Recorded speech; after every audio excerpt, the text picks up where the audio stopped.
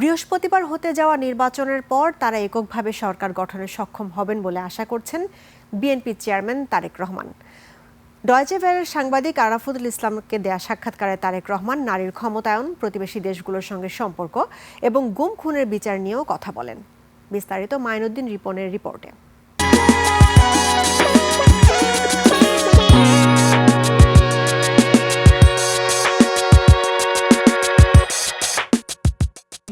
বৃহস্পতিবার জাতীয় নির্বাচনকে সামনে রেখে জার্মান ভিত্তিক সংবাদ মাধ্যম ডয়েচে ভেলেকে সাক্ষাৎকার দেন। সকলকে নিয়ে, কারণ দেশটা গঠন করতে হবে সকলকে নিয়ে। সাক্ষাৎকারে উঠে আসে বৃহস্পতিবার হতে যাওয়া নির্বাচন এবং বাংলাদেশের আগামী সরকার নিয়ে। ভেরি কনফিডেন্ট যে ইনশাআল্লাহ বাংলাদেশের মানুষের রায় আমরা পাবো, আমরা সরকার গঠনে সক্ষম। এককভাবে আমরা ইনশাআল্লাহ সরকার গঠন করতে সক্ষম হব। সেক্ষেত্রে তো কাউকে অপোজিশনে থাকতে হবে, কারণ একটা ব্যালেন্স রাষ্ট্র যদি হতে হয়, ব্যালেন্স সরকার যদি হতে হয়, তাতে সেক্ষেত্রে অপোজিশনে থাকতে হবে কাউকে। সবাই সরকারে চলে আসলে কেমন করে দেশ চলবে? দল গোছানো নিয়ে তারেক রহমান বলেন, এটা বড় চ্যালেঞ্জ হলেও তিনি মনে করেন তিনি সফল হয়েছেন। নির্বাচনী ডামাডোল, ব্যক্তিগত বিষয়টা, আম্মার বিষয়টা, দুটোকে সামঞ্জস্য করা, এই জিনিসটাকে সামনে নিয়ে যাওয়া, এটাই আসলে আমার কাছে সবচেয়ে বড় চ্যালেঞ্জিং ছিল।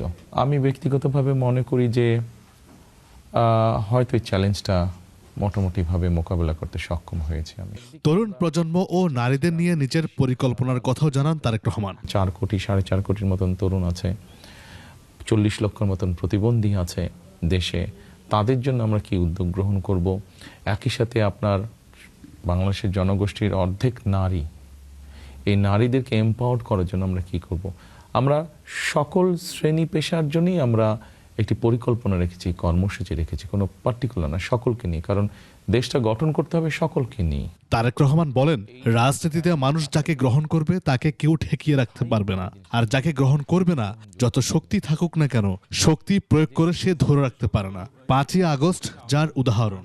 রাজনীতিতে মানুষ যাকে গ্রহণ করবে তাকে কেউ ঠেকিয়ে রাখতে পারবে না।